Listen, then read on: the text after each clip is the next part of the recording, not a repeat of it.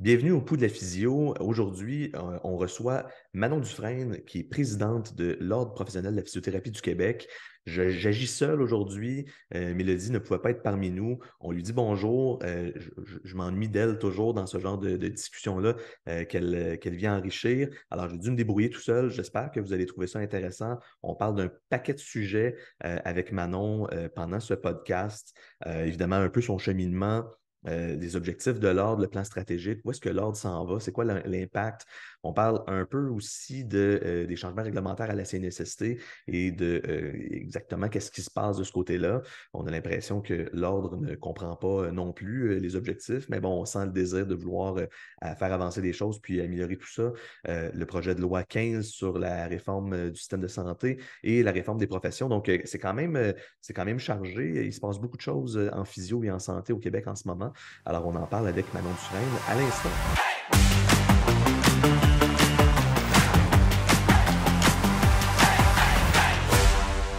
Le pouls de la physio avec Mélodie Meilleur et François Grégoire.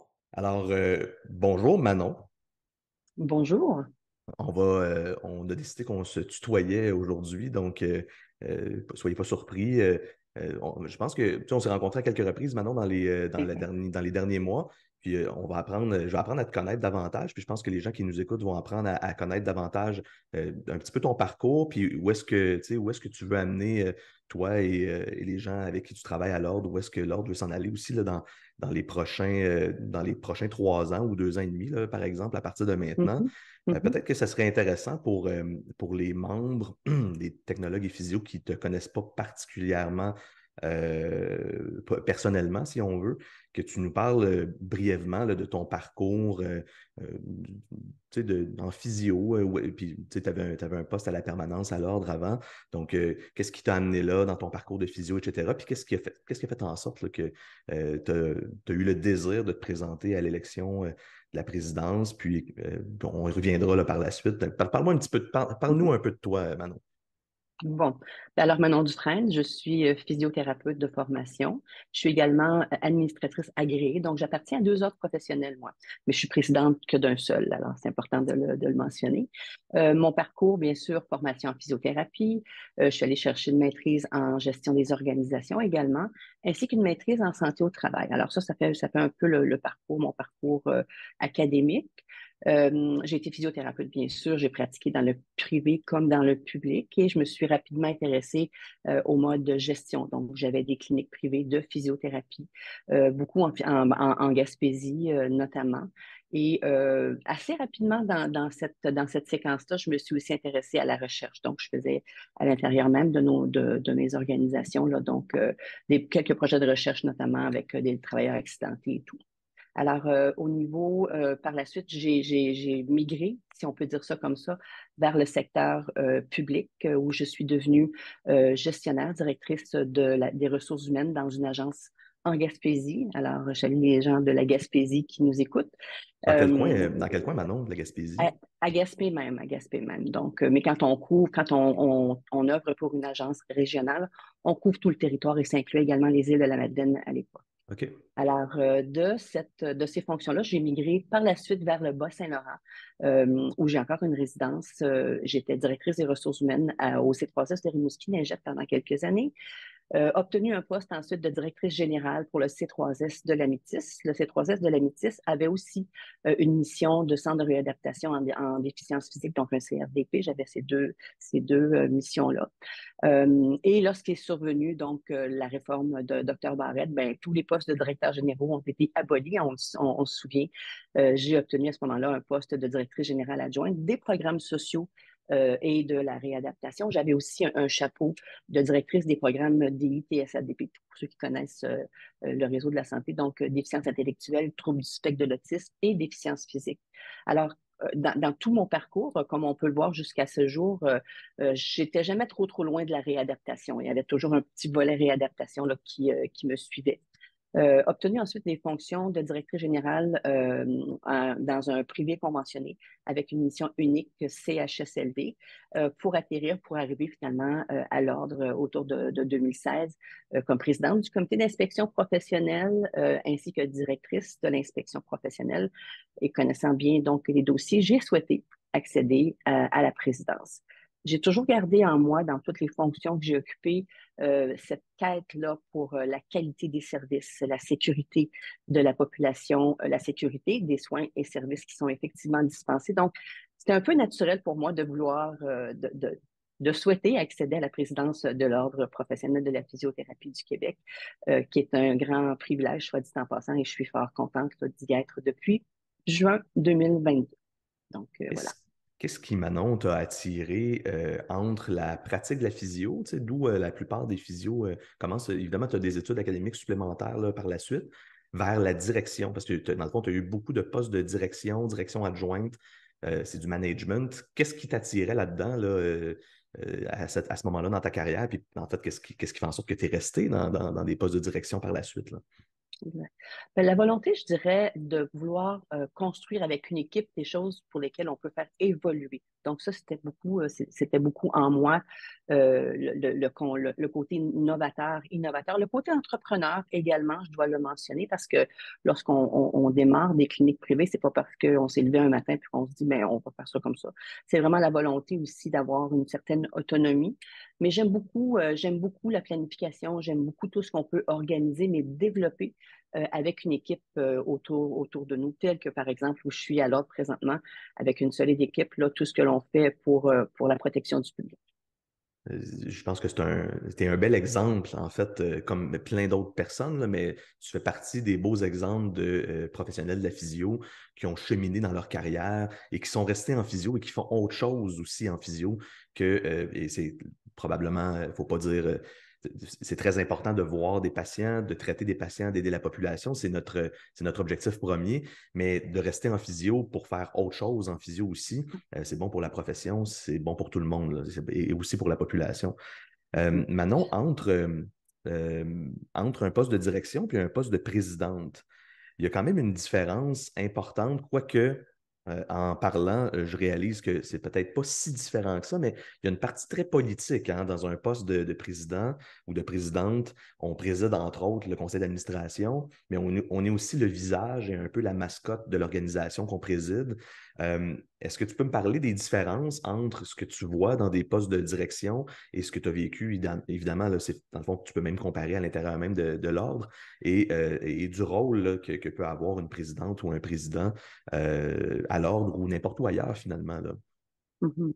En fait, la distinction, je dirais, elle est oui, celle-là, la représentation publique et politique, hein, au niveau d'un président d'ordre, ça se doit de rencontrer les parties prenantes, le ministère, les instances gouvernementales, les partis, les élus, les députés. Donc, il y a un volet, effectivement, politique.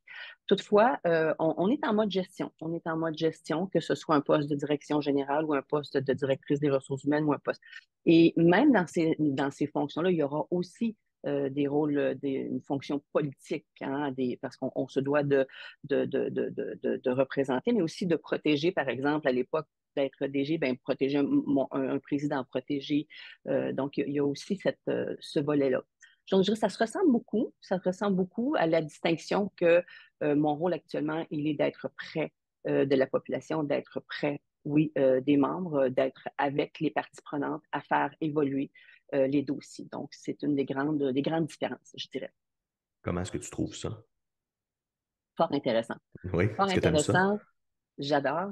Je suis dans un univers. En fait, le parcours professionnel que j'ai eu, je pense, m'a un peu préparé pour la fonction que j'occupe actuellement. Pour moi, ben, c'est jamais acquis, hein, un poste de présidence. Donc, on espère y accéder. Mais où je suis présentement, je suis sur un beau X, disons ça comme ça, avec aussi un contexte qui est vraiment mobilisant, vraiment intéressant. On aura l'occasion d'en parler, j'en ai nul doute. Bien sûr. Mais oui, ça fait partie des choses que je suis très bien présentement dans cette fonction. Peut-être, Manon, je trouvais ça intéressant de savoir, tu sais, quand tu as décidé de te présenter à la présidence, les objectifs que tu avais dans un peu là, l'équivalent de tu sais, comment est-ce que tu te présentais, puis qu'est-ce que toi tu voulais amener à l'ordre à ce moment-là, et ce que l'ordre a sorti quand même assez récemment. Là, donc, tu sais, dans le fond, toi, tu es arrivé depuis pas longtemps. Probablement que l'ordre devait déjà travailler sur son plan stratégique 2023-2026 quand tu es arrivé. ou c'est quelque chose dans lequel tu es embarqué parce que c'est sorti là, quand même récemment. Si tu peux me parler un peu de tes objectifs à toi comme présidente de l'Ordre, qu'est-ce que tu voulais amener, puis qu'est-ce que tu veux amener encore, évidemment, à notre ordre professionnel, et à quel point est-ce que ça s'aligne ou pas avec le plan stratégique de l'Ordre 2023-2026 qui est sorti il n'y a pas si longtemps. Mhm. Ben, je suis arrivée à l'Ordre, on était dans une planification stratégique. J'étais directrice de l'inspection, il faut se souvenir, donc 2023, à laquelle j'ai contribué, bien sûr. Mhm. Et cette nouvelle planification 23-26 s'inscrit dans la continuité, bien sûr, de la précédente, mais elle s'ancre dans le contexte actuel. Donc, quand moi j'ai accédé à la présidence, j'avais bien sûr des dossiers sur lesquels je souhaitais travailler.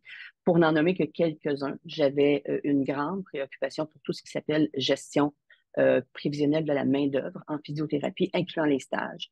J'avais aussi la préoccupation, on sortait, ben, sortait à peine, mais la COVID-19 était encore là, dans un sens où maintenant, on sait qu'il y a une transposition vers, pour un certain pourcentage de la population qui est atteinte de COVID longue, hein, qui c'est quand même très, très incapacitant. Donc, ça, c'était quelque chose qui venait me chercher. Tout ce qui s'appelle la technologie également, parce qu'on sait que nul n'est à l'abri d'une cyberattaque ou dans tout ce qui s'appelle l'intelligence artificielle également.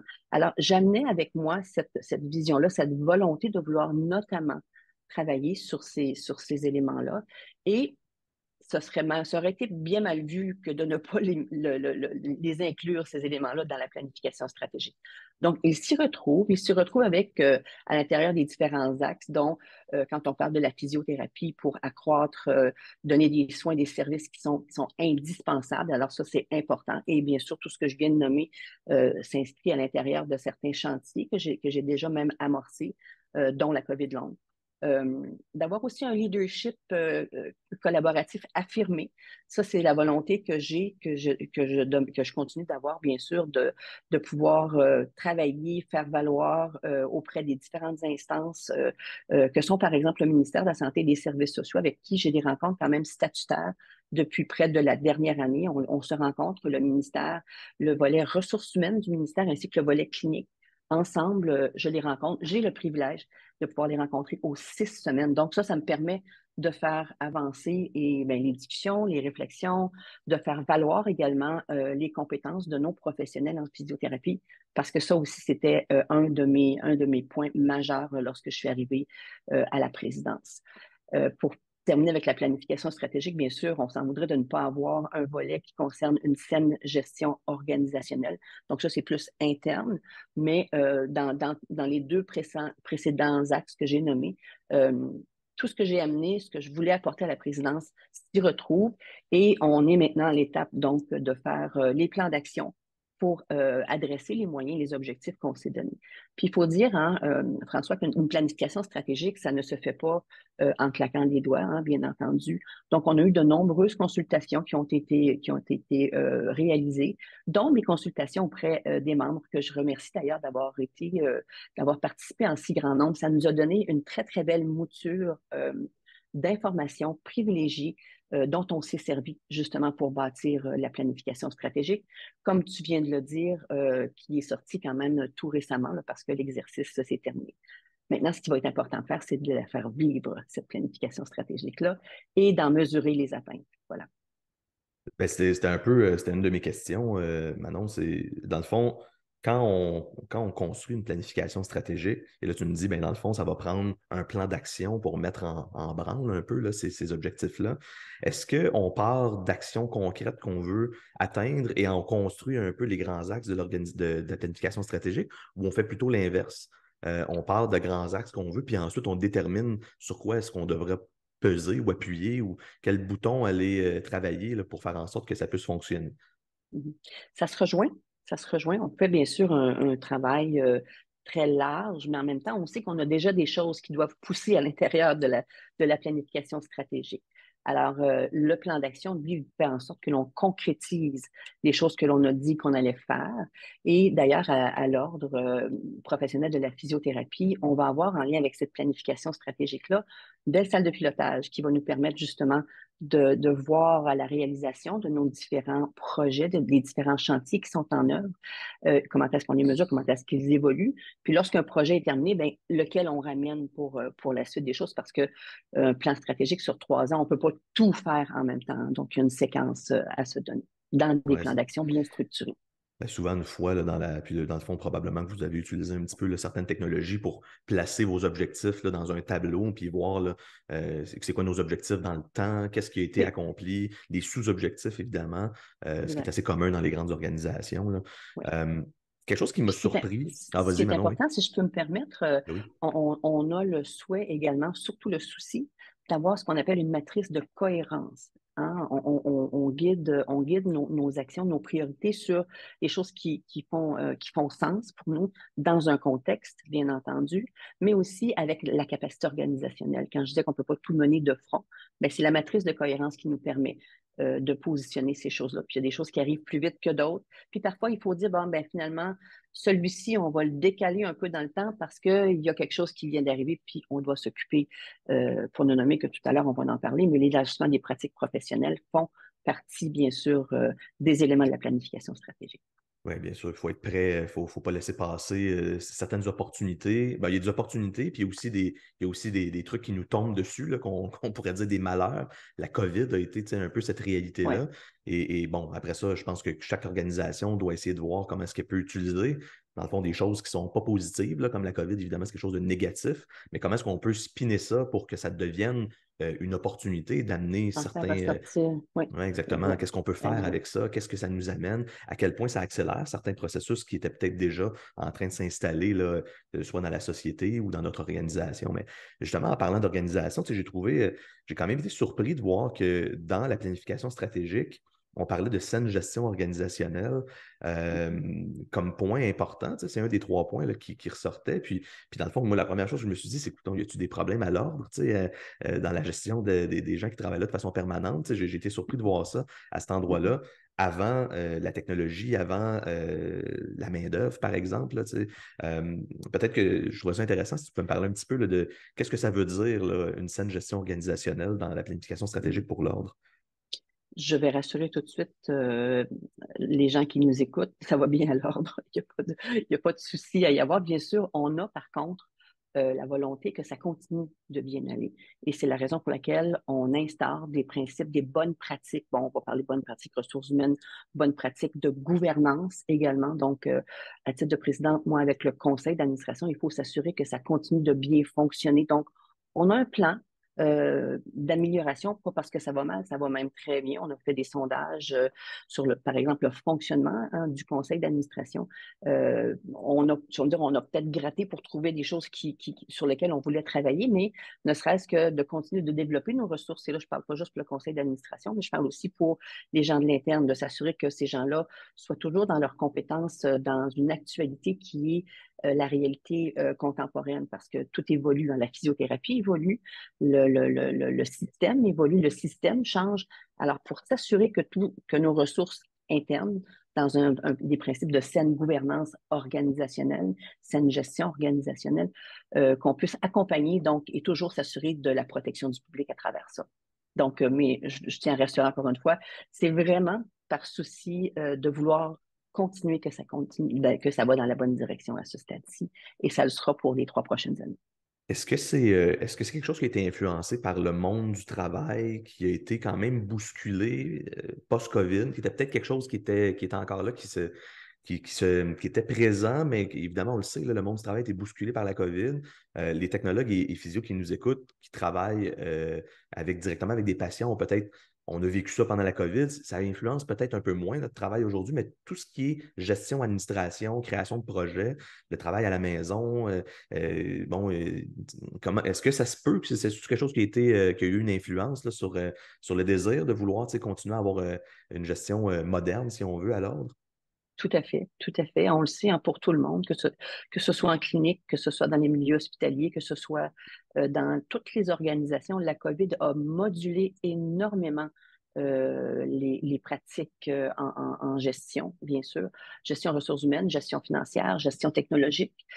Tout ça a été, s'est installé dans une façon qui était peu commune, hein, même si pour certaines organisations, à titre d'exemple, on avait déjà le mode télétravail, parce qu'on s'en servait de temps en temps. C'est venu s'installer de façon plus concentrée. La même chose pour la téléréadaptation, à titre d'exemple, dans les cliniques de physiothérapie. La téléréadaptation a été une voie de passage, un incontournable à un certain moment donné, parce que la COVID nous obligeait ou nous imposait des façons de faire qui étaient restrictives. Alors, oui, ça fait partie je dirais, de l'évolution. Et il y a des choses qu'on a conservées. Hein, comme tu l'as nommé tout à l'heure, la COVID, c'est une bien triste situation planétaire. Mais on a su quand même tirer notre épingle du jeu, nonobstant, bien sûr, on sait la tristesse que ça a engendré derrière les décès et tout ça. Mais on a quand même tiré notre épingle du jeu et on a fait en sorte que ce qui a été développé comme bon coup, ben, on l'a bonifié et on les a maintenus. Donc, à titre d'information, on va parler d'un mode de travail hybride maintenant. Donc, on se sert encore du télétravail, mais on a aussi le retour au travail présentiel. Donc, tout ça fait partie du volet 3, entre autres choses, avoir le souci d'une saine gestion organisationnelle et surtout de s'occuper de notre monde. Ça, c'est important. Ben, ça fait partie de ce qu'on est en physio, hein. Donc, Oui, évidemment, il faut que nos dans le organisations. prendre soin, dans le prendre soin. Ben exactement. Nos organisations doivent en faire de même d'une autre façon, hein, d'une façon managériale, d'une certaine façon. C'est un plan stratégique qui est beaucoup dans la continuité. J'imagine qu'on doit avouer qu'il y a des bonnes choses qui étaient déjà qui se faisaient déjà à ce moment, au moment là, où on décide de continuer dans une direction. Qu'est-ce qui est nouveau? Tu sais, qu'est-ce qu'on veut accomplir de nouveau? Qu'est-ce qu'on veut créer de toutes pièces là, à l'ordre dans les 3 prochaines années? Ben, nouveau étant peut-être pas tant nouveau, mais la COVID longue que j'ai nommée, de s'occuper de cette clientèle vulnérable-là, elle est nouvelle parce qu'elle a émergé hein, depuis quelques temps et on continue d'apprendre à connaître la maladie. Donc, ce qu'on a fait alors, c'est qu'on a constitué un comité COVID longue. Je suis très fière du comité d'ailleurs que je co-préside avec Simon Descaries, que je salue en passant, et qui a tenu sa première rencontre à la fin. Donc, la volonté derrière un chantier tel que COVID longue, c'est de s'assurer qu'il y a des structures, que les gens qui sont aux prises avec la COVID longue savent à qui s'adresser, à quels professionnels ils peuvent faire affaire pour justement recevoir les soins et services dont ils ont besoin. Parce qu'on sait, par exemple, que la COVID longue, ben, ça ne réagit pas comme toutes les formes de maladies. Il y a vraiment des particularités, puis on a vraiment le souhait de vouloir encadrer les professionnels qui œuvrent en COVID longue, structurer hein, un réseau qui existe déjà au Québec avec les cliniques COVID longue, mais s'assurer également que cette clientèle vulnérable-là, elle soit prise en charge par les bonnes personnes. Donc, ça, c'est un exemple parmi tant d'autres qui est un peu nouveau. Ce qui est assez nouveau également, même si on pourrait penser on le travaille depuis un certain temps, c'est tout le volet d'élargissement des pratiques professionnelles. Alors, on réalise que nos professionnels peuvent faire davantage, on va le dire comme ça, sur le terrain public, terrain privé. Là, moi, je ne fais pas la distinction entre les deux parce que nos professionnels sont partout dans ces deux réseaux-là. Mais on réalise à quel point parfois c'est méconnu. Par exemple, ce qu'un technologue en physiothérapie peut faire, notamment dans le milieu public. Alors moi, je travaille beaucoup avec le ministère de la Santé et des Services sociaux pour faire valoir et faire reconnaître ce que nos technologues en physiothérapie peuvent faire. Bien sûr, également les physiothérapeutes, parce qu'à certains égards, il y a aussi là, de la méconnaissance. Alors, ce chantier-là, qui est quand même, lui, nouveau, est inscrit et vraiment là, bien positionné dans notre plan stratégique, dans l'axe 1 du plan, pour s'assurer que, tu as nommé tout à l'heure, quand les choses passent, il faut embarquer. Bien ici, il faut embarquer. Notamment, hein, à titre d'exemple, même si ça fait longtemps qu'on parle du diagnostic en physiothérapie, bien, dans le plan, dans le chantier élargissement des pratiques professionnelles avec le ministère, les ordres et l'Office des professions, bien, il en est un qui est la première proposition, en fait, de faire valoir et de faire reconnaître à des professionnels tels que les physiothérapeutes la possibilité de diagnostiquer si on le fait, mais que ce soit reconnu Hmm. notamment par les payeurs, les Au niveau, CNESST de ce monde au niveau légal, là. la RAMQ. Ben, au niveau législatif, oui, Hmm. et au niveau, par exemple, aussi pour les assureurs privés pour le remboursement. Donc, on Hmm. sait qu'on le fait, mais la reconnaissance réglementaire n'y est pas, ce qui amène une découverture en termes de soins et services à la population. Ben, en fait, là, c'était exactement là où on voulait s'en aller dans notre discussion, Manon, tu sais, en parlant dans le fond du projet de loi 15, le PL 15 Oui, tu sais, puis là, on parle d'opportunités avec ce qui se passe, par exemple, en ce moment au niveau des décideurs publics au provincial. Tu me dis que tu as des rencontres fréquentes là, aux 6 semaines, tu me disais tout à l'heure là, avec statutaire, le oui, ministère de la Santé.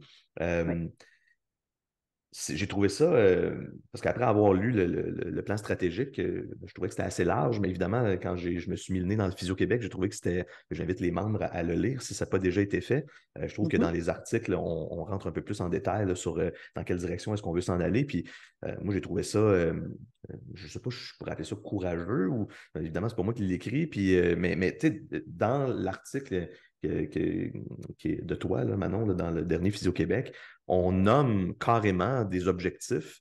Est-ce que ce sont des objectifs de l'ordre ou des objectifs qui sont discutés au ministère, euh, comme ce que tu viens de me dire, la reconnaissance du diagnostic en physio par les tiers payeurs, par le gouvernement, que ce soit la CNSST, la SAC ou la RAMQ, l'autorisation de prescription de médication de tests non évasifs, l'autorisation de la prescription d'examen.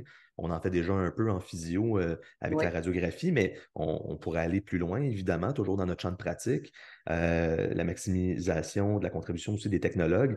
Alors, j'ai trouvé ça intéressant parce qu'on en parle parfois, mais là, je l'ai lu. Alors, quand je le lis, Mhm, mais c'est un texte, ça reste dans le temps. Donc, oui. peut-être tu peux me parler un petit peu là, de à quel point est-ce que l'ordre est confiant là, d'écrire ça dans un texte qu'on distribue aux membres dans le contexte de discussion avec le gouvernement et le ministère de la Santé. Ben, je vais renchérir, François, avec la volonté. En fait, j'invite les gens, effectivement, à en prendre connaissance parce que c'est un très, très bon article qui résume très, très bien vers où on veut aller dans les prochaines années. C'est pas un chantier qui va se faire, lui non plus, en claquant des doigts, là, c'est sur 3 ans. Et la question initiale que tu me posais, c'est est-ce que ça vient de l'ordre ou c'est aussi les instances du ministère? Ben, c'est les deux. Le chantier élargissement des pratiques professionnelles a fait l'objet de plusieurs rencontres avec les instances du ministère ainsi que les ordres professionnels. Moi, j'ai participé à toutes les rencontres. Il y en avait peut-être une quinzaine, disons ça comme ça, là, depuis le mois d'octobre de l'année dernière. Et le document, ben, l'article dont tu parles est issu d'un document et ce qui est écrit là est en toutes lettres dans le chantier d'élargissement des pratiques du ministère. Donc, c'est pas moi qui ai inventé, bien sûr, c'était moi qui le souhaitais et qui l'a poussé fort, là, mais reconnaître le diagnostic, autoriser puis élargir la prescription de certaines médications dans notre champ d'exercice, bien sûr, avoir aussi des tests non évasifs. Et les autres, autoriser la prescription d'examens et d'aide technique, mais aussi maximiser la contribution de nos technologues en physiothérapie. Moi, ça faisait partie dans toutes les discussions que j'ai eues avec les instances du ministère, des éléments que je ramenais et qu'on a ramené et qui ont été ramenés. Et finalement, le ministère a fait le choix de 18 propositions, dont celle-ci qui nous inclut la physiothérapie. Qu'est-ce qui, qu'est-ce qui explique, selon toi, le momentum qui se crée en ce moment pour aller dans cette direction-là? Évidemment, on comprend que le gouvernement qui est en place de la CAQ en ce moment a ce désir-là.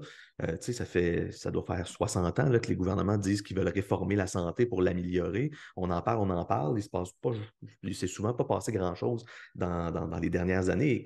Qu'est-ce qui explique ce momentum-là? Pourquoi tout à coup le gouvernement a ce désir-là, selon toi, Manon?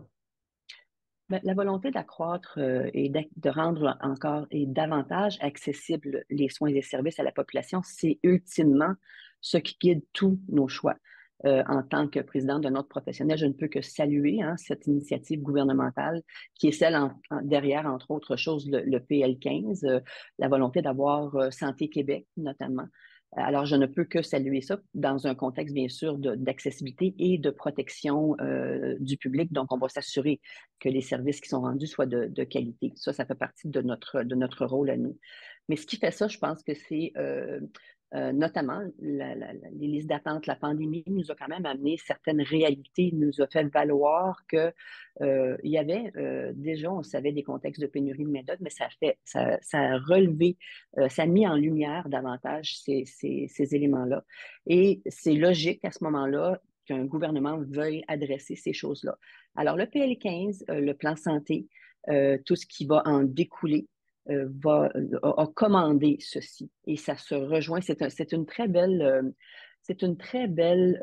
synergie, je dirais, où en fait, il y a une volonté de part et d'autre. Et puis, ce qui est intéressant dans tout ça, c'est qu'on nous a mis à contribution. On n'a pas été laissé pour compte. Au contraire, on a été consulté, on a été entendu. Maintenant, il faut livrer. Là, il faut, sur les éléments dont on vient de parler, il va falloir que ça se structure. Je répète, par contre, on ne pourra pas tout faire. Il va falloir faire des choix. Mais déjà, ce qui est sur la table, c'est fort intéressant. Quand on parle de protection du public dans le contexte de mission première de l'ordre, évidemment, on parle de qualité des soins, mais on parle aussi d'accès aux soins. Et ça semble être évidemment la trame de fond là, dans ce que tu viens de me dire, dans ce que je comprends que le gouvernement veut amener.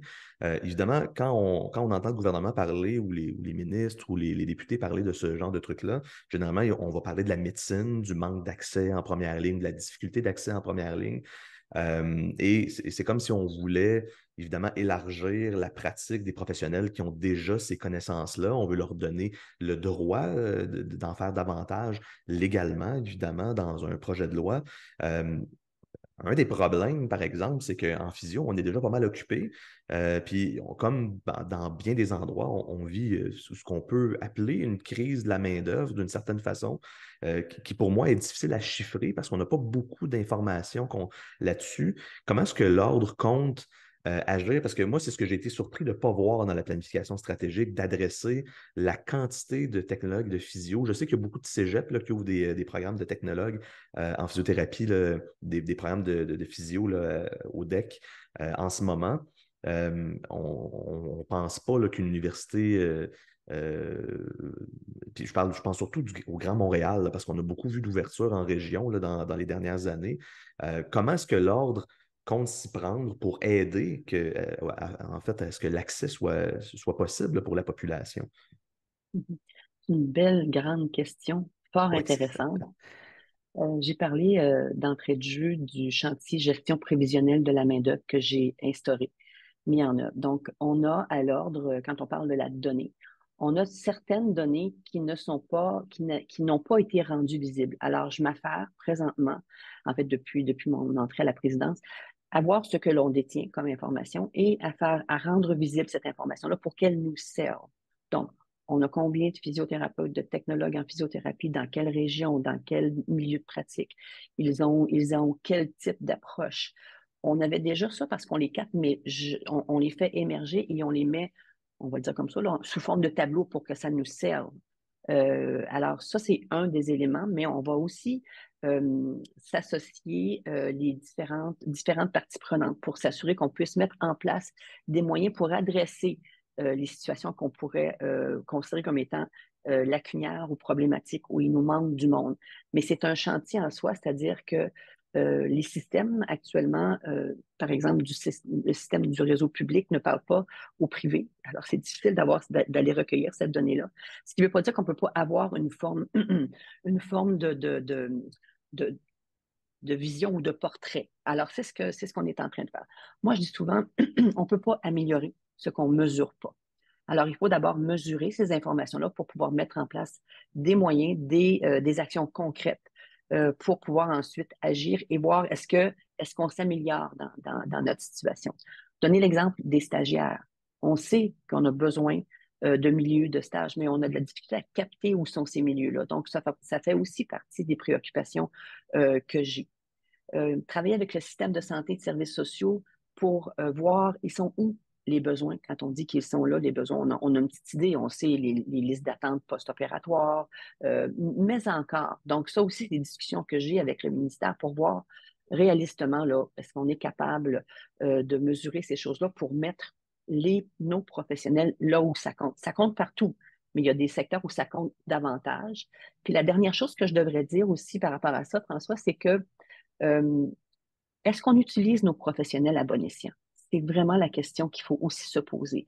J'ai dans le public, avec le ministère de la Santé et des Services sociaux, des discussions pour, quand on dit là, s'assurer de mettre à contribution notamment nos technologues en physiothérapie, là où ils sont dans les secteurs névralgiques, où ça peut être important, on réalise que quand on fait ce qu'on appelle la cartographie des divers tâches qui sont réalisées par nos technologues en physiothérapie et parfois par nos physiothérapeutes dans le milieu public, c'est pas toujours là où, effectivement, avec leurs compétences, avec leurs connaissances et avec tout ce que ça comporte au niveau du champ d'exercice de la physiothérapie, là où on pourrait les mettre à contribution de façon avec plus d'efficience. Ils font déjà un excellent travail, il faut le dire, mais avec les gestionnaires, là, il faut voir à ça. Est-ce que un physiothérapeute, par exemple, qui fait un outil d'évaluation multiclientèle, c'est là où il devrait être alors qu'il y a des listes d'attente en réadaptation sur lesquelles il pourrait agir. Donc, c'est le genre de discussion que je tiens actuellement, entre autres avec le ministère de la Santé et des Services sociaux. Et ça devra prendre la forme de, c'est beau les discussions, mais comment est-ce que ça va descendre sur le terrain pour pouvoir s'actualiser? Encore une fois, on peut pas tourner ça sur un dissous, mais il faut mettre les énergies aux bons endroits. Je ne sais pas si je réponds à ta question, mais je suis allée un petit peu partout, mais je pense que partout là où il faut justement que ça compte, mais euh, il faut mettre nos professionnels au bon endroit. On ne pourra pas les cloner, hein, ça c'est clair.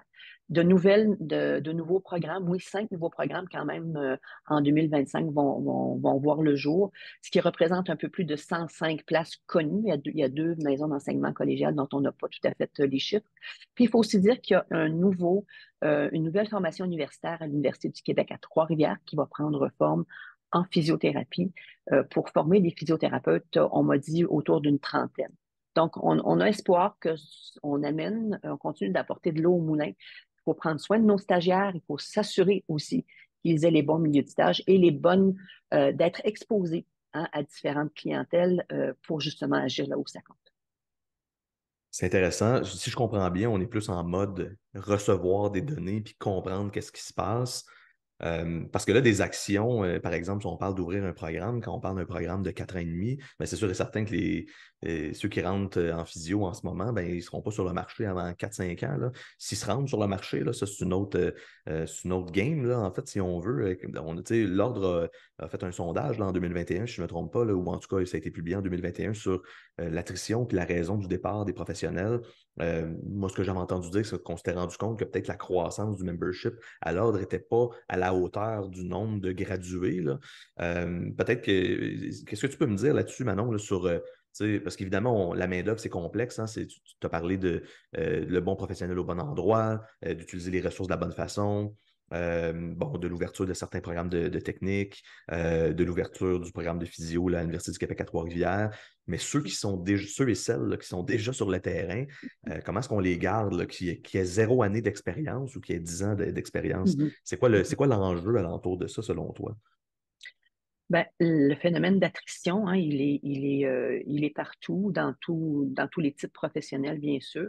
On ne pourra jamais avoir 0% d'attrition, c'est pas réaliste. À Est-ce qu'on le l'ordre, sait si est-ce qu'on se compare? Parce qu'on a l'impression qu'on ne sait pas si on est pire ou mieux que les autres. Un peu, si je rejoins ce que tu disais tout à l'heure, de calculer ou de compter ou d'avoir au moins des statistiques pour pouvoir savoir si on s'améliore ou pas. ouais, c'est dur de se comparer parce qu'encore une fois, faut mesurer des pommes avec des pommes, mais pas avec des oranges. Donc ça sera peut-être en devenir. Comme je disais, nous, on est en train de recueillir ces informations-là pour mieux comprendre ce qui se passe. Phénomène d'attrition, ben, comment est-ce qu'on l'adresse? On finance et on supporte un projet de recherche sur l'attrition qui fait partie d'un des moyens du chantier gestion prévisionnelle de la main-d'œuvre, incluant les stagiaires en physiothérapie. Donc, projet de recherche qui est porté par l'Université Laval ainsi que l'Université de Montréal. Alors, ça, c'est une très, très belle initiative, très belle nouvelle que le conseil d'administration a choisi justement de prioriser dans les projets de la planification stratégique notamment. Et comme je disais tout à l'heure, ben, sur le terrain, il faut aller voir, il faut comprendre, il faut s'assurer que nos professionnels sont au bon endroit. Donc, est-ce qu'ils font ce qu'ils doivent faire dans des secteurs névralgiques? D'amener, par exemple, des physiothérapeutes à l'urgence, d'amener des technologues en physiothérapie à l'urgence qui peuvent agir en prévention d'un déconditionnement, à titre d'exemple, ben, c'est quand même pas banal. Et ça, ce que ça fait, ben, c'est un impact sur le reste du réseau. C'est un impact sur d'hospitaliser ou non une personne, de la retourner ou non à son domicile, parce qu'on sait qu'une fois que les gens sont entrés à l'hôpital, parfois c'est difficile de les sortir et ils reçoivent à ce moment-là ce qu'on appelle un plateau technique qui est supérieur à ce qu'ils devraient normalement. Donc, quand ils sont pris avec ce qu'on appelle communément les niveaux de soins alternatifs. Donc, encore une fois, est-ce qu'on est capable de mettre nos professionnels à contribution pour agir sur ces éléments-là qui sont quand même pas banals du tout? On ne peut pas les cloner, mais si on les met aux bons endroits, moi, j'ai bon espoir que c'est exactement ce qu'il faut faire là, pour aider le réseau en termes d'accessibilité à des soins et services. Donc, c'est une des solutions. Et on va parler en termes plus techniques ici d'optimiser l'organisation du travail des professionnels de la physiothérapie. Et je ne suis pas dans la tête des autres présidents, mais il y a fort à parier que pour leurs professionnels, c'est aussi ce qu'ils souhaitent là, à ce moment-ci, pour le réseau et pour la population. Oui, ben oui. Des fois, dans les grandes organisations, on a l'impression que c'est plus pour gérer l'organisation. Je pense que c'est important. Puis des fois, quand c'est gros comme ça, c'est difficile de garder la tête là, sur le plancher Oui, des vaches, si on veut. Là, tu sais. oui. Mais oui, l'objectif, c'est de servir la population. Hein. C'est évidemment, Et c'est ça ça passe l'objectif par principal. s'assurer que les descriptions de fonctions de nos professionnels soient adéquates, soient bien ciblées, puis soient basées sur les compétences que l'on sait que nos professionnels ont. Donc, mais il y a Mhm. beaucoup à faire. Il y a vraiment beaucoup à faire. C'est un beau et important chantier. Puis tout à l'heure, quand on parlait d'élargissement des pratiques professionnelles, de venir accroître l'éventail des activités que nos professionnels peuvent faire, ben ça aussi, ça va être aidant. Donc, C'est quoi la place, c'est quoi l'opinion de l'ordre de la place de la technologie? Et tu sais, c'est quelque chose qui est très populaire, là, ça, on en parle partout, l'impact, entre autres, de l'intelligence artificielle sur le travail. Bon, on a tendance à vouloir faire peur au monde, puis on leur dit que la technologie va venir voler leur travail. La technologie, ça fait 250 ans là, que ça avance. Donc, ça module, puis ça modifie les sociétés constamment. Qu'est-ce qui est de particulier en ce moment avec ce qui arrive sur le marché ou ce qui devient disponible, soit grand public ou qui devient disponible pour les professionnels? Et c'est quoi le positionnement de l'ordre par rapport à l'avènement de nouvelles technologies telles que l'intelligence artificielle et l'impact que ça va avoir sur notre travail? Comment est-ce que l'ordre voit ça? Comment est-ce que toi, tu vois ça, Manon? ben, l'ordre et Manon Dufresne doivent s'inscrire dans l'avenue de ces technologies-là qui sont de toute façon déjà là, hein, on le sait très, très bien. Là. Pour ne nommer que la téléréadaptation dont on s'est servi, il a fallu s'assurer de bien encadrer, de bien soutenir les professionnels qui font de la téléréadaptation. Alors, on s'inscrit dans ça. On ne peut pas, je disais tout à l'heure, passer à côté, on ne peut pas faire les frais d'une cyberattaque sans être prémuni de ce que ça représente. Puis donc, c'est de la gestion de risque à la fois. C'est aussi de la gestion de données confidentielles. C'est aussi là où il faut, quand on parle de protéger le public, on parle aussi de protéger la donnée. Donc, on est déjà dans ce genre de discussion-là.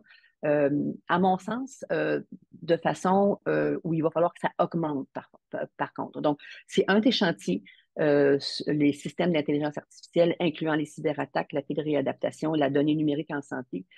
On s'inscrit dans ça. Ça va prendre une forme un peu plus structurée dans la prochaine année, parce que comme j'ai déjà dit, on ne peut pas tout faire en même temps, mais on est au fait de ça, on s'informe, on a des gens qui prennent des formations, des informations sur ce sujet-là. Quand on va être prêt, là, on est déjà d'une certaine façon prêt, mais on va l'être davantage parce qu'il faut absolument s'occuper de l'intelligence artificielle, des technologies et de tout le reste. Le gouvernement a aussi quand même son chantier sur la donnée numérique en santé. Hein, M. Dubé dit que la donnée doit suivre le patient. Bien, certainement. Alors, c'est à l'intérieur de ça que l'on s'inscrira. Comme ordre professionnel, ça prend la forme, bien sûr, de toujours, encore une fois, s'assurer que on encadre bien là, tout ce beau monde-là et que c'est pas parce qu'on fait on a une modalité de réadaptation qui est en utilisant une technologie, par exemple, que le consentement éclairé n'est pas nécessaire. Au contraire, à titre d'exemple. Comment est-ce c'est quoi les défis, tu sais, d'une organisation dans un contexte d'évolution technologique où pour tout le monde, c'est impossible à prévoir. C'est un peu quand on regarde des économistes tenter de prédire un peu où est-ce que l'économie s'en va. Il y a tellement de facteurs qui viennent avoir des impacts là-dessus que la plupart du temps, on se trompe, là.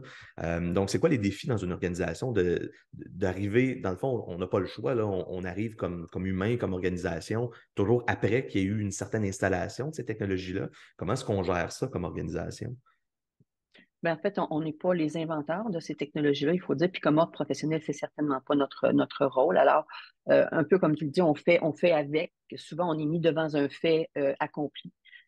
Mais on utilise toujours les mêmes paramètres. Donc, titre d'exemple, est-ce que le professionnel qui utilise cette technologie-là s'est assuré de sa sécurité, s'est assuré de bien comprendre la technologie, de bien l'utiliser, s'est assuré des paramètres de sécurité derrière l'utilisation de la technologie pour son patient, sa patiente? Est-ce que il ne peut pas faire fi, à titre d'exemple non plus, d'une tenue de dossier correspondante? Donc, tout ça, ça fait partie des choses que, comme ordre professionnel, nous, on s'assure. Et je reprends encore l'exemple de la téléréadaptation, même si on en faisait déjà avant, il y a eu une intensité telle que ça nous a quand même permis de développer, par exemple, à l'inspection professionnelle, des modalités, des façons de mesurer les utilisations, les activités en téléréadaptation. Et je peux vous dire qu'il y a eu de très, très, très bons coups dans le réseau de la santé et des services sociaux. Nos professionnels en physiothérapie qui ont utilisé la téléréadaptation l'ont très bien fait. Donc ça, je pense il faut le nommer. Toujours en s'ajustant. Donner un dossier qui est transféré numériquement parlant, c'est pas la même chose qu'un dossier physique qui reste physiquement à quelque part, hein. Donc, c'est un des exemples. Mais on conjugue avec ce qui arrive au moment où ça arrive. Quand on peut prévoir, tant mieux. Mais plus souvent qu'autrement, comme tu le nommes, pas ça nous hâte, mais ça nous arrive comme ça. Mais on s'occupe, on s'organise de bien connaître et de savoir ce qu'il en est pour pouvoir bien soutenir et encadrer. Quelles sont les valeurs à l'ordre par rapport à la technologie? Parce que chaque organisation peut voir ça un petit peu différemment. Probablement que de façon plus moderne, les organisations vont vouloir s'adapter à ce qui se produit. Mais je vais donner un exemple d'un marché qui a tenté, tu sais, de se battre un peu contre les technologies, les taxis versus Uber. On a vu tu sais, une tentative de venir légiférer pour empêcher, même il y a des villes dans le monde qui le font, là, où le Uber est interdit. Comment est-ce que l'ordre se positionne par rapport à légiférer, limiter la technologie versus vivre avec puis d'aller avec le flow des changements? Comment est-ce qu'on se situe là, par rapport à ça, à l'ordre? Tu as nommé le mot valeur, François. Ben, je dirais, encore une fois, lorsque ça arrive, on a une de nos valeurs à l'ordre qui est celle de l'excellence. Alors, qu'importe ce qu'on aura devant nous comme technologie, on va vouloir toujours s'assurer que, notamment, le principe d'excellence soit mis de l'avant. Donc, on ne peut pas aller en deçà, hein, d'une qualité, en deçà d'une sécurité attendue. Alors, le principe, la valeur de l'excellence, pour moi, ici, elle prend tout son sens. Une autre valeur, je pense, qui est importante dans tout ça, c'est le respect. La personne qu'on a devant nous, le patient qui est devant nous, la patiente, aura toujours le choix ou non d'une modalité. Donc, il faut respecter ça. Il faut aller dans le sens de est-ce que j'ai obtenu le consentement? Alors, je renomme un peu les mêmes paramètres, mais ça tournera autour de ces deux grandes valeurs-là et les autres pourraient aussi être inclus. Mais je dirais que c'est là-dessus, notamment, que l'on peut baser l'avènement de technologies ou de nouvelles technologies. Donc, si je comprends bien, on tente de mettre dans la balance l'excellence et l'accès, hein, parce que l'accès peut être très grand, mais de très mauvaise qualité. Et voilà. Et bon, en fait, il faut venir mettre de l'excellence là-dedans pour trouver j'imagine, une ligne qui est convenable. Bon, une limite inférieure et peut-être une limite supérieure. Donc, pas qu'on ne peut pas vraiment mettre de limite supérieure à l'excellence, mais parfois l'excellence, de façon trop importante, peut venir limiter l'accès. Euh, comment est-ce que tu vois ça, Manon, tu sais, dans les changements technologiques, une des choses qui peut se produire et qui se produit à certains égards déjà un peu, c'est le contexte dans lequel des non-membres de l'ordre, donc ni des physios, ni des technologues, pourraient venir fournir des soins euh, que l'ordre ne pourrait plus gérer, là, un peu à la même saveur que Uber et les taxis. Euh, et à quel point est-ce que l'ordre a le désir d'essayer d'aller limiter, je donne un exemple, une application pourrait venir dire un diagnostic sur une problématique, puis vouloir venir, par exemple, donner des exercices pour une problématique X, Y, Z. Puis là, ben, dans le fond, c'est peut-être l'intelligence artificielle qui s'occupe de ça. Les gens qui sont derrière ça ne sont pas nécessairement des professionnels de la physio. Comment est-ce que l'ordre se situe là, par rapport au changement potentiel qu'il peut y avoir et une forme, puis on pourrait y arriver là, tout à l'heure aussi à la réforme des professions, une certaine libéralisation des pratiques qui se produit même au sens même des professionnels, mais qui va même au-delà du système professionnel. Quand on parle de la technologie, il ne faut pas oublier les concepts également est-ce que ça repose sur les bonnes pratiques, mais aussi les données probantes. Hein, on pourrait avoir plusieurs types de technologies qui ont un marketing tel que on pense que c'est la meilleure chose pour certains patients. Alors, il faut avoir cette conscience-là aussi de se questionner sur les données probantes et sur la valeur ajoutée de l'avoir comme technologie. Par contre, ce qu'il faut faire, je dirais, là où il faut faire attention, un autre professionnel, c'est là pour protéger le public. Encore une fois, on a différents mécanismes pour ce faire. En physiothérapie, on le sait, on a un champ d'exercice et on a aussi des activités réservées. Alors, si un non-professionnel allait dans le sens de faire une activité auquel il n'est pas autorisé parce qu'il n'est pas inscrit au tableau de l'ordre, il n'est pas physiothérapeute ou technologue en physiothérapie, mais on a nos mécanismes internes qui se mettent en branle. Donc, il peut y avoir une plainte de formule à l'égard de quelqu'un et c'est le syndic, bien sûr, qui va s'occuper de la situation. Ça peut aussi faire l'objet de ce qu'on appelle une enquête en exercice illégal. On rendra pas coupable quelqu'un tout de suite, on va quand même s'assurer de voir ce qu'il en est parce que l'exemple que tu nommes, il peut être très, très, très, très vaste et très large. Et en matière d'intelligence artificielle, bien, je pense qu'on n'a pas fini d'en apprendre encore. Donc, il va falloir s'assurer de se garder au fait, comme j'ai mentionné tout à l'heure, donc, et de mettre en branle ce chantier-là là, pour qu'il nous sécurise un petit peu. Mais on ne pourra pas toujours tout sécuriser, d'où l'importance, encore une fois, de faire reposer ça sur à la fois les données probantes, mais aussi de passer ça dans le filtre d'une espèce de code de déontologie en intelligence artificielle. Donc, ça aussi, ça va être quelque chose. On commence à voir des présentations, des articles sur le sujet, mais il va falloir se garder bien au fait de ce qu'il en est. Si on reste dans le sujet de la réforme des professions, ben, d'ailleurs, peut-être que je trouverais ça intéressant de t'entendre là-dessus, là, la réforme des systèmes, la modernisation du système professionnel. euh, où est-ce que l'ordre se situe? C'est quoi les objectifs euh, de cette réforme-là ou de cette modernisation-là? Pourquoi est-ce qu'on veut faire ça? C'est quoi l'objectif derrière ça? Pourquoi on veut faire ça? Bien, parce que c'est nécessaire. Hein. On sait que notre Code des professions, qui a été créé en 1973, a 50 ans. 50 ans sans avoir été mis à jour ou actualisé, bien, ça fait en sorte qu'il y a à l'intérieur du Code des dispositions qui ne reflètent pas le potentiel actuel d'où on pourrait aller. Donc, ça, c'est nécessaire.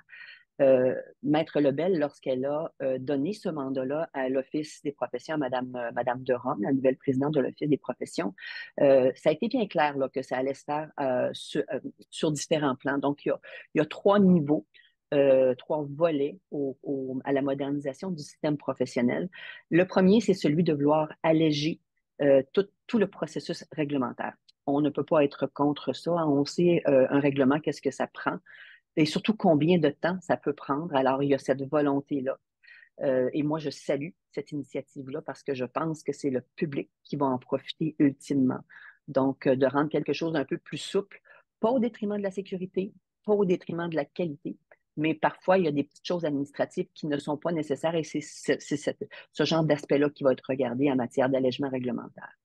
Le deuxième, je l'ai nommé le Code des professions à 50 ans. Donc, de le revoir, de le refondre, de le revisiter pour s'assurer qu'il corresponde aux pratiques contemporaines actuelles et de vouloir croiser avec le troisième volet, celui dont on parle depuis un certain temps, depuis tout à l'heure, croiser l'élargissement des pratiques professionnelles. Donc, on sait que nos professionnels peuvent en faire plus avec les compétences qu'ils ont, pas plus avec moins, là, plus avec les compétences qu'ils ont, est-ce qu'on peut permettre justement, moyennant certains règlements, mais aussi certaines euh, autorisations, justement, d'aller un petit peu plus loin pour rendre à la population les services, les soins et services auxquels il a droit. Et le Code des professions va venir toujours encadrer ça parce que c'est la loi cadre du système professionnel. Donc, on voit là que c'est un croisement de ces trois volets-là qui va faire en sorte que, ultimement, dans les 3 prochaines années, on va arriver avec quelque chose qui va rendre, encore une fois, service à la population. Alors, pourquoi? Ben, parce que c'est nécessaire, parce que c'est souhaité et parce que ça va aider grandement euh, à la protection du public, mais à l'accessibilité des services également. Est-ce que l'Office des professions consulte les ordres pour ces changements-là? Oui, oui, oui, on est en pleine consultation actuellement. Je dis l'Office est en pleine consultation envers les ordres actuellement, envers aussi les membres, parce que vous avez vu hein, le sondage passé là, qu'on vous recommande fortement d'aller compléter. Alors, ça va se faire en différents temps. On a été consulté, on est consulté actuellement avec un questionnaire que l'Office ainsi que le Conseil interprofessionnel du Québec, parce que ce sont deux des mandataires avec le secrétariat du Conseil du Trésor. Là, ils sont les trois instances qui pilotent cette consultation-là.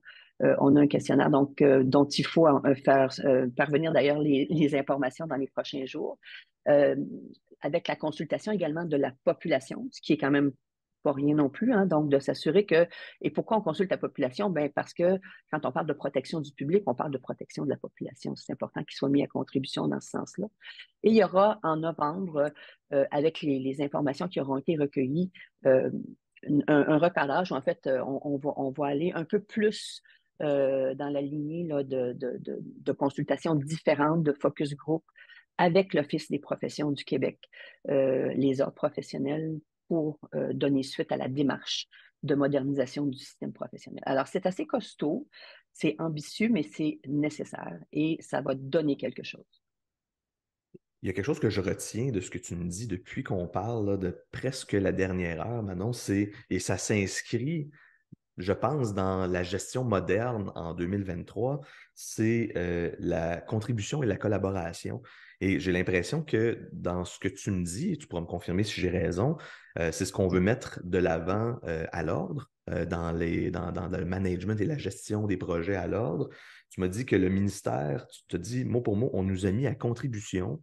Là, on parle de consultation à l'Office des professions. Là, je t'envoie une petite balle courbe, Manon. Qu'est-ce qui se passe à la CNESST? Pourquoi est-ce que toutes ces organisations-là veulent nous mettre à contribution? Tout le monde a son mot à dire. Et évidemment, on est au courant, tout le monde, là, des changements réglementaires qui ont eu lieu là, à la CNESST récemment. Pourquoi qu'à la CNESST, c'est si compliqué d'avoir d'être capable de s'asseoir à la même table puis discuter sans se faire prendre de cours là, fin juin, tout à coup, avec un changement réglementaire qu'on dirait que personne n'avait vraiment vu venir, où on ne comprend pas. Je pense que les membres veulent comprendre pourquoi un changement comme ça arrive tout à coup.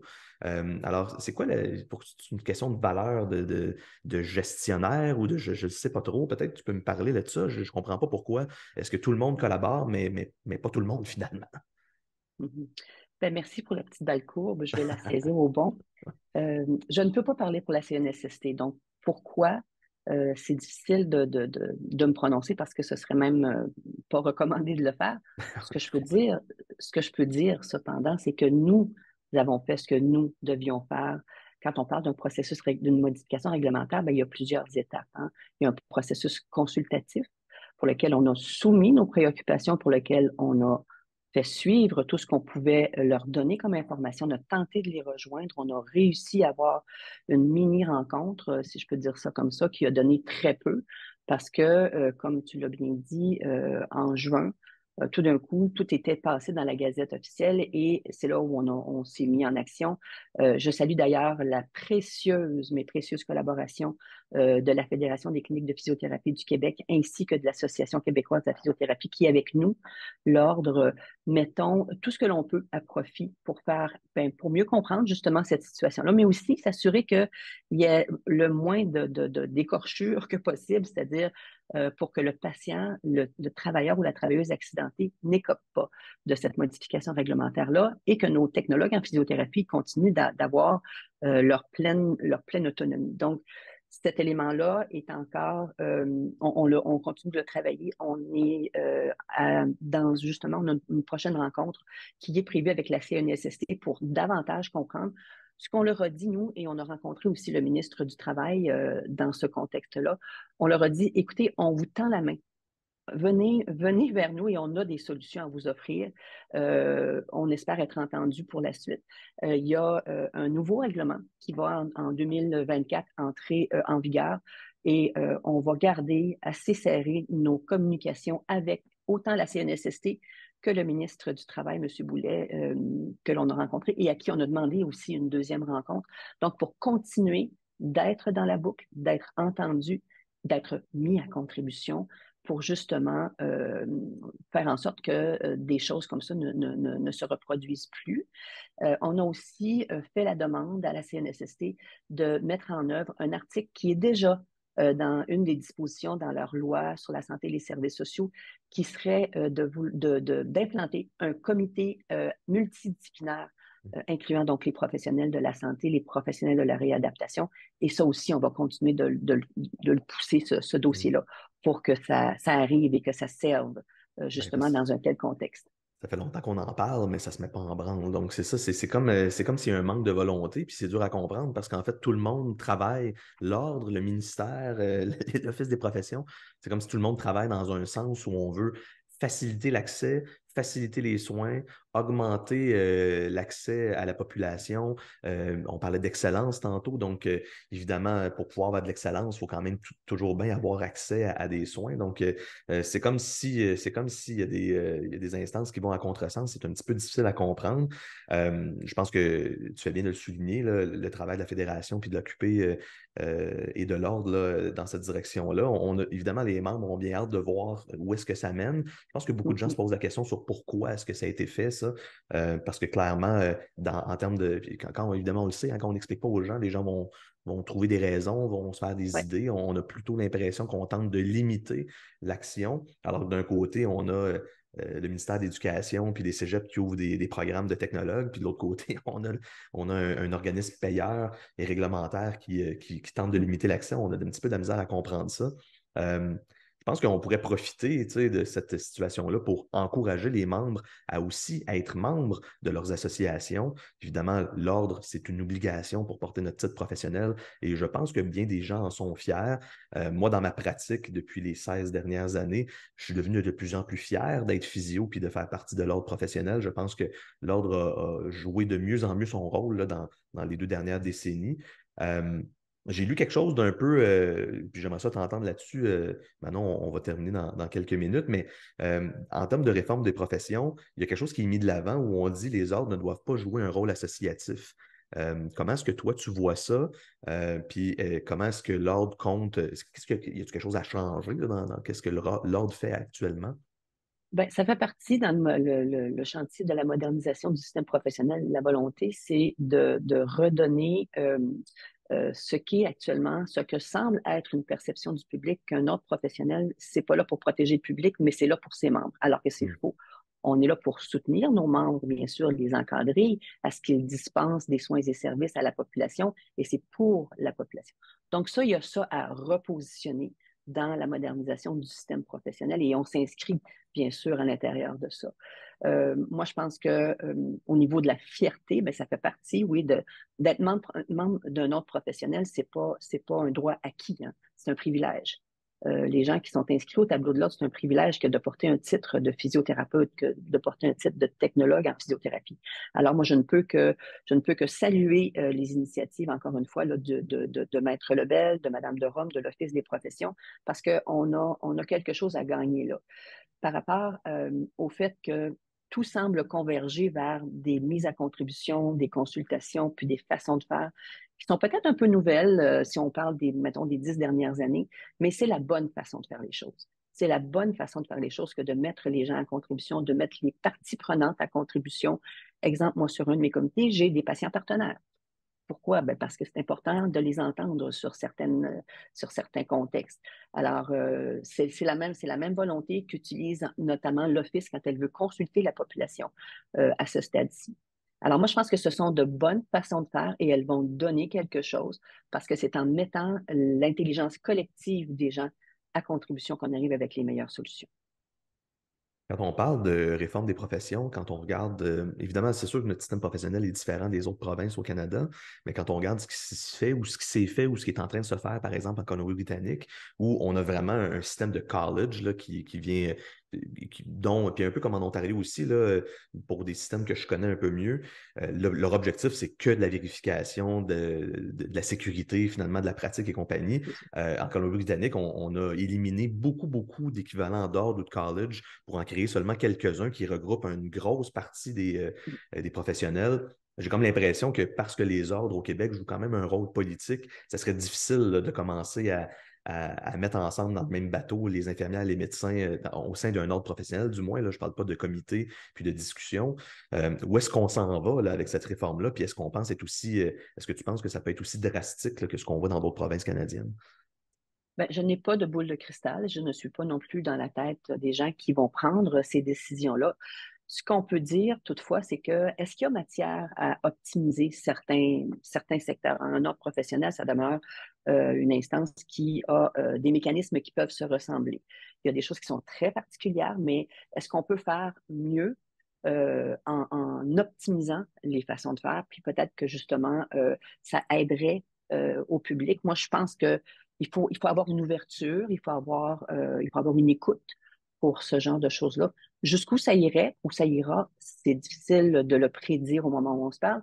Les consultations en cours actuellement, les sondages et tout ce qu'on va avoir comme autre tribune, autre espace pour les réflexions vont nous amener plus de précision au fur et à mesure que ça ira, mais ça peut prendre plusieurs formes. Ça peut prendre plusieurs formes dont je n'ai pas actuellement là, la boule de cristal. Manon, est-ce qu'il y a quelque chose que tu voulais accomplir en arrivant à l'ordre? Puis on a parlé de plein de trucs depuis tout à l'heure, mais là que tu te dis, je pense que ça va peut-être pas être assez prioritaire, quelque chose qui te tenait à cœur. Y a-tu quelque chose dans tout ce qu'il y a à faire dans un mandat? Un, peut-être deux. Est-ce que, tu sais, d'ailleurs, est-ce que jusqu'à maintenant, tu apprécies assez pour vouloir te représenter pour un deuxième mandat? On sait que maintenant, avec les autres professionnels, c'est deux mandats maximum.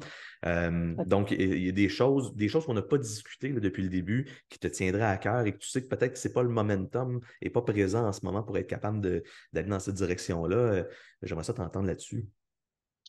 En fait, c'est 3 mandats de 3 ans. Ah, c'est 3 mandats, d'accord. Bon. Oui, oui. Donc, est-ce que j'aurai la volonté de me représenter? Ben, on va voir quand ce sera le temps venu. Ce sont des postes électifs, hein, il ne Oui. faut pas oublier. Donc, même si je me présentais, est-ce que je serais réélue? Ah Ça, oui, c'est ben, une il autre faut, question ben, pour faut toujours laquelle j'ai d'abord, pas. faut d'abord le vouloir. Non, ça, c'est sûr.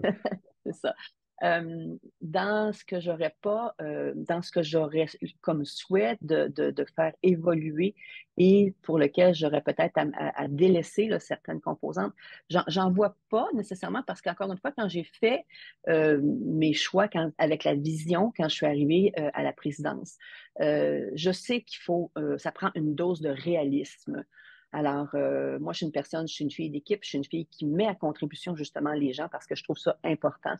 Je ne crois pas que les choses se réaliseraient pas.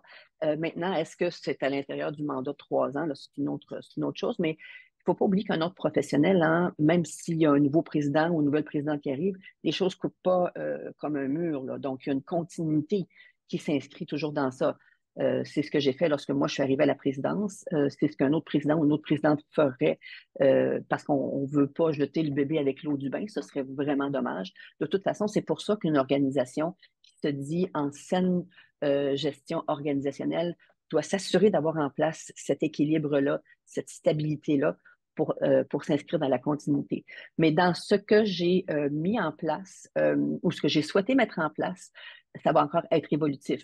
À titre d'exemple, le chantier sur la gestion prévisionnelle de la main-d'œuvre. Moi, je ne pense pas que dans 3 ans, je vais avoir des super beaux systèmes de tout ce que ça peut représenter, mais est-ce que j'aurais colligé la donnée? Est-ce que j'aurais monté les tableaux de bord? Est-ce que ça fera partie de la salle de pilotage stratégique? Certainement, mais c'est toujours bonifiable pour la continuité.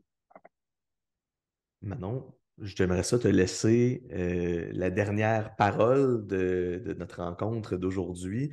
Qu'est-ce que tu aimerais, qu'est-ce que tu dire aux membres pour terminer là, notre échange d'aujourd'hui? Ce que j'aimerais dire aux membres, c'est continuez votre beau travail sur le terrain. Vous êtes significatif, vous êtes important, vous n'avez pas idée à quel point la population a besoin de nous, a besoin de vous. Et moi, j'ai confiance que dans tous les chantiers qui sont en cours actuellement, on va continuer d'améliorer cette situation-là, on va continuer d'amener de l'eau au moulin, puis on va continuer de parler en bien avec une grande crédibilité de la physiothérapie. Alors, je vous remercie sincèrement et infiniment d'être là. C'est un beau message d'espoir et de leadership, Manon.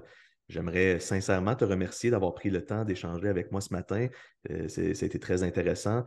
Je pense que ça va aider les membres qui vont nous écouter et peut-être d'autres, mais bon, évidemment, c'est une discussion qui s'adresse davantage aux professionnels de la physio, à mettre un peu de chair autour de ce qu'on entend parler, puis de ce qu'on entend dire, puis de comprendre un petit peu mieux où est-ce que l'ordre s'en va. Et je pense que l'avenir est certainement positif. Le plus difficile, c'est d'accomplir ces projets-là, hein. On peut en parler, mais juste d'en parler, c'est déjà la première étape. Ouais, je pense que ça s'en va dans la bonne direction.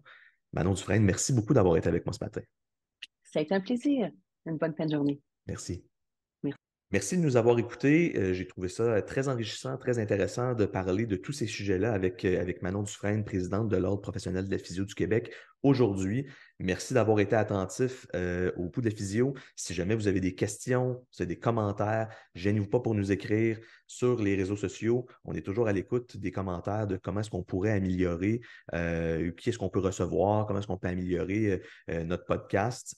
Cette année, on a décidé de faire ça plus simple. Ça coûte moins cher de le faire en Zoom, mais c'est plus facile dans notre emploi du temps à tous. Alors, j'espère que vous allez avoir apprécié bon, pour ceux qui nous écoutent, vous ne l'aurez pas remarqué, mais pour ceux qui nous regardent, évidemment, on parle davantage de faire des rencontres en virtuel pour faciliter